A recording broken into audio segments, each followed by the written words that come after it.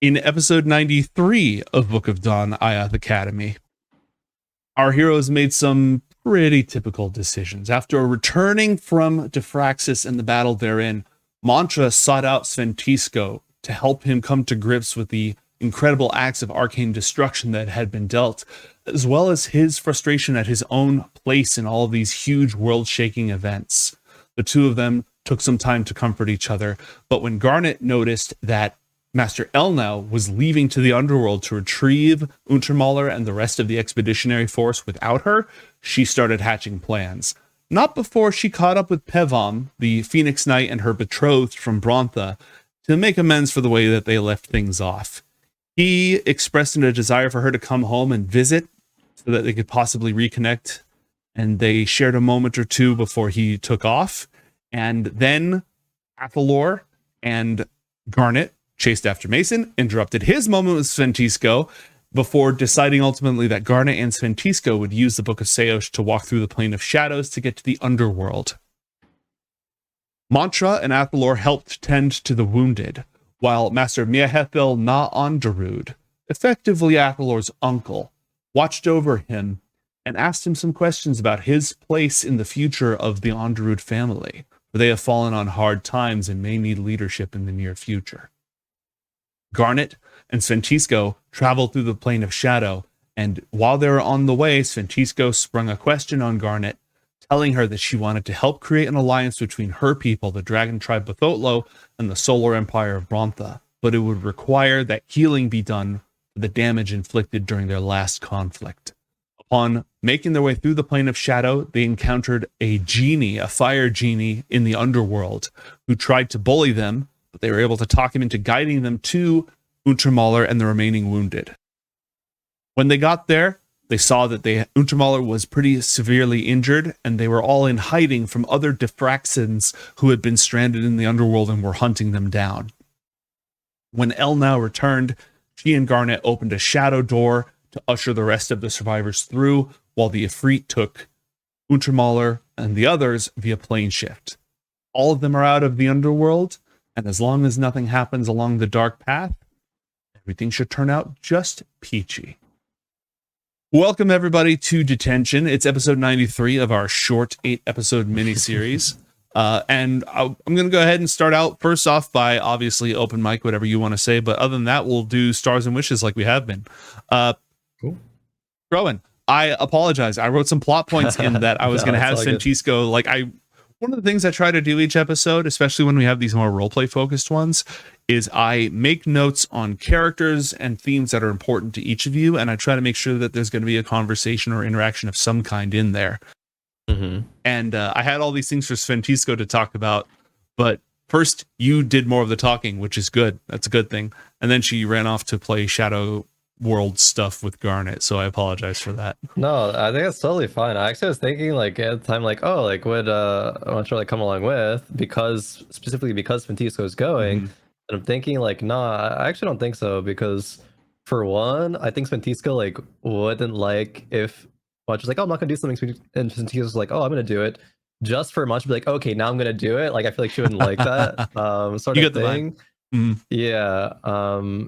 And also, I think from Mantra's point of view of having these insecurities, is with everything that's happened, right? A little mentally fucking have these insecurities, doesn't want to come along and be oh no, now Sventisco's gonna see actually how much of just a poser I am, how much of I don't actually contribute, and Mantra going through a little insecurity time there. But I think it's actually totally okay, just from where Mantra is at, totally okay playing a kind of more backseat part in this, as that would be literally what Mantra is doing in character, playing a backseat to everybody else, just kind of being the passive observer there. There's always a couple of things being the dungeon master, and one of them is the narrative. And I think from a narrative perspective, that was satisfying. Like you said, that's exactly what he would do. That fits with this character. The other side is making sure that my players have fun. And that's the part where I was I keep not giving Crowan things to do. I set things up and they just don't work out. And so he's just sitting there the whole session. That is okay with me. No worries. I know you have shit that you planned, and I was like, oh, Sven's going. I'm just not gonna follow. So I respect it. that's not on you. All right, give me You your did stars and your due wishes, and then we'll go diligence. on to Oh Lemon. yeah. I think actually, okay, my star has to do with Lemon. I think if there's ever a time where Garnet is intent on something and there's like a way for it to happen, like Garnet will just make it happen, like regardless of how many other like facts or logic or reasoning is like presented to her. But I think that's like definitely like consistent, that like you get that with Garnet, and it's like, yeah, if there's a way where Garnet's like, oh, I caused this, I need to like fix this or need to make it happen, it's just like she's gonna fucking do it. I like Lemon sticking true to that part of Garnet. It's like such a rigid like just Garnetism too. When something happens, Garnet will fix it. Fuck anyone telling her Yeah. no.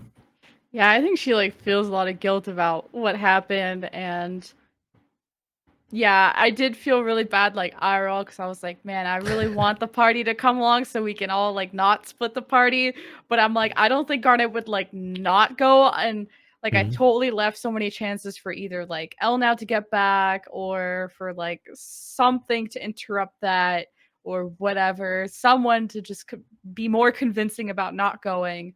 But it was all like, we're not going, but you have fun, and I'm like, that's all I need is good luck, have fun, and Like this and I whole think episode was us opening doors for each other, and then just not after you, no, after you. Pretty much. yeah. Oh, but then as well, like Garnet doing the like shadow pathway thing and being like, I don't really know if this is gonna work, but it's a feasible way for this to potentially work out. So fuck it, we're just gonna we ball, we do it.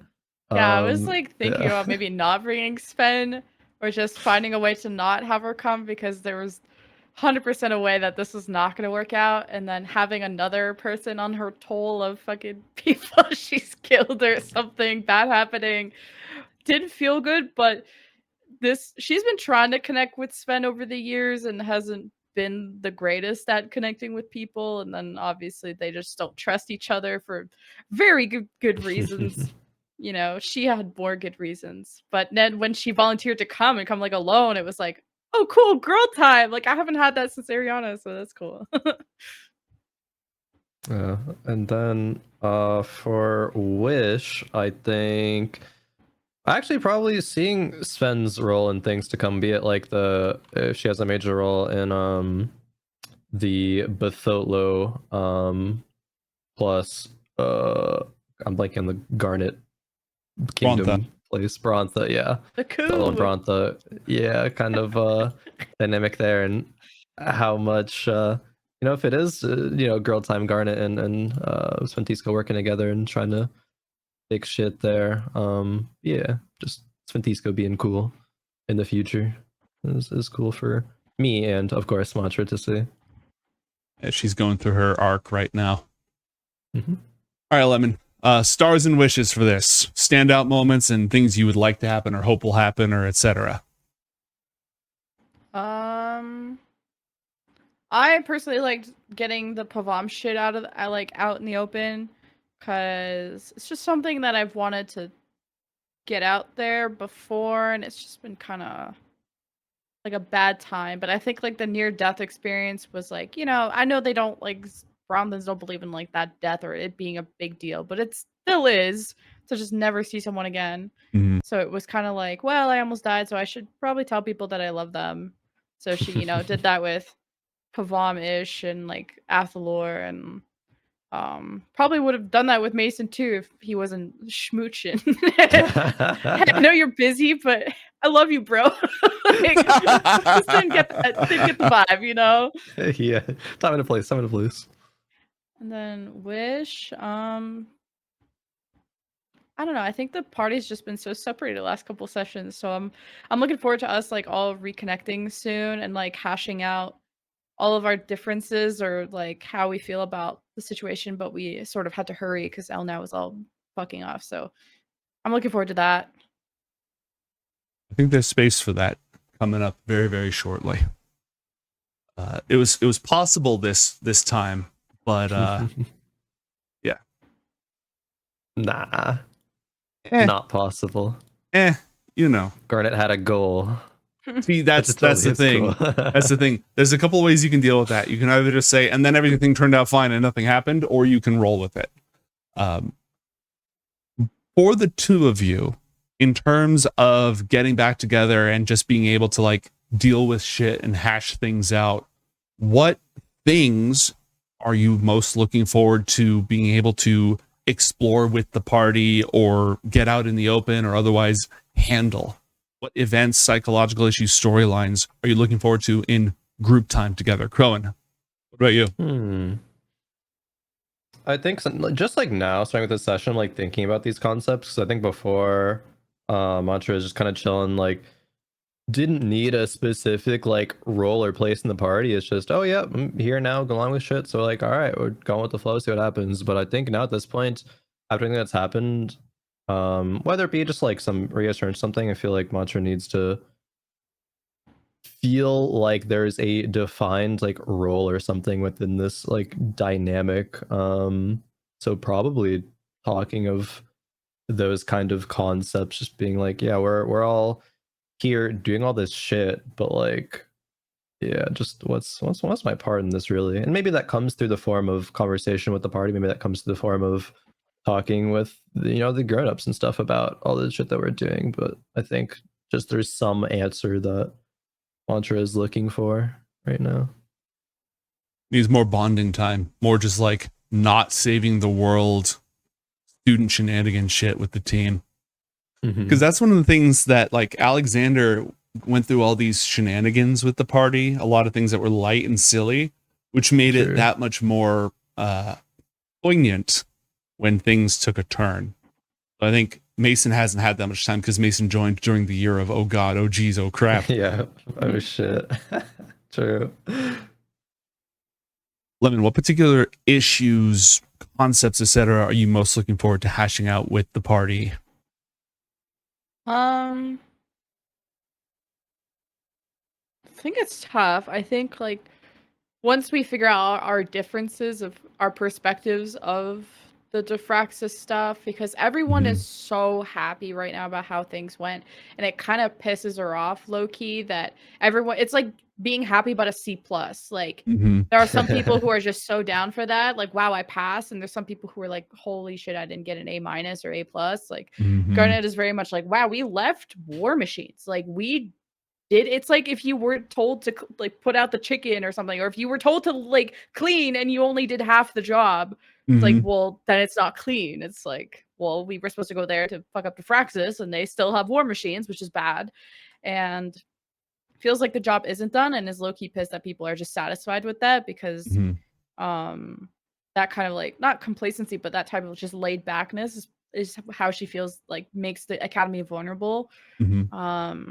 So it will depend on how the party's perspective is. Since everyone is so happy, at least right now, she's not like stoked about that, but she's not gonna like rain on people's parade because she wants, doesn't want to, put other people in her rain cloud, obviously.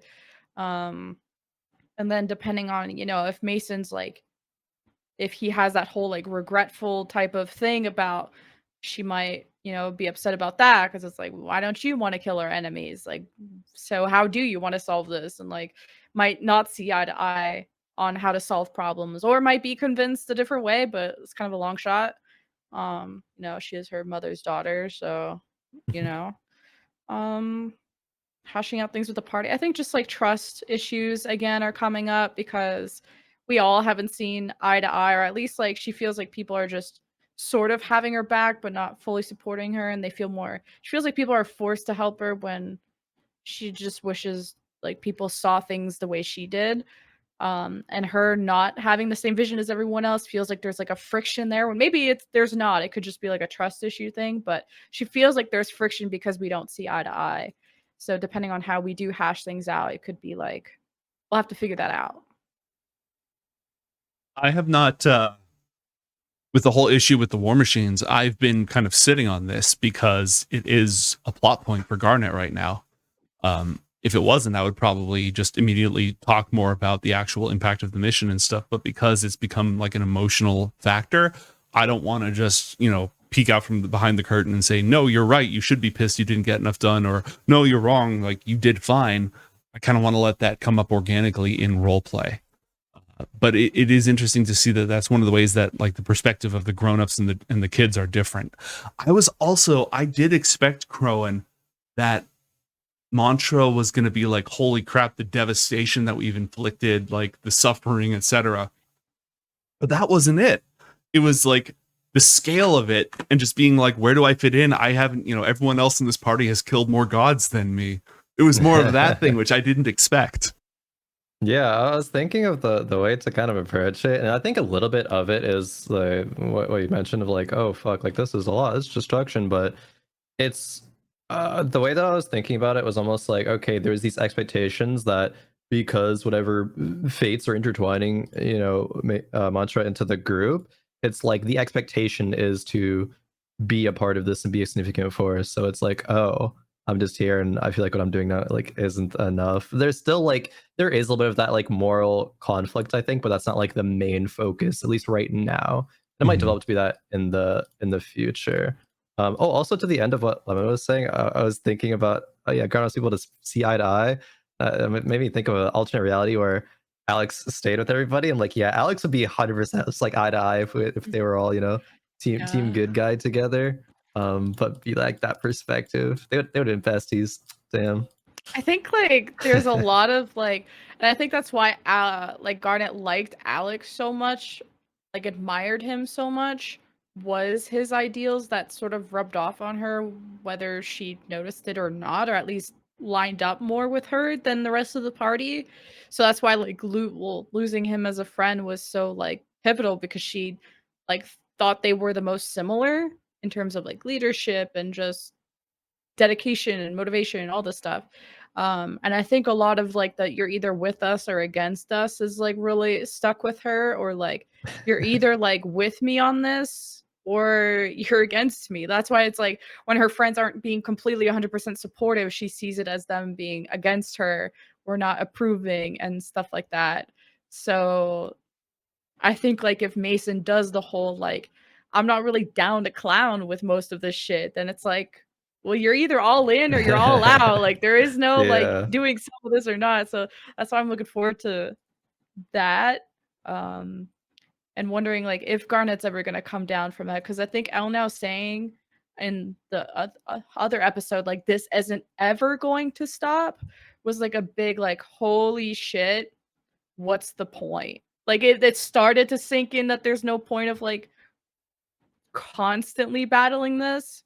So that was a nice like good thing for her to say, but so now it's like a more of like a depressive phase right now of just like, well, I'm going to keep fighting and it's never going to stop, so I'm like sad about it. So it could turn into her, okay, I'm going to stop because it's never going to stop.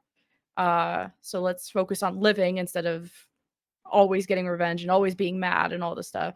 Or it could just turn into, well, I'm gonna make it stop and I'm the person who has the power to make it stop. So there's like two rows from that. But her, because she was doing this because she thought this was gonna put an end to Diffraxis, thought that we were finally gonna be able to go back to school. Now that there's just problems stacking and stacking, it's sort of looking hopeless.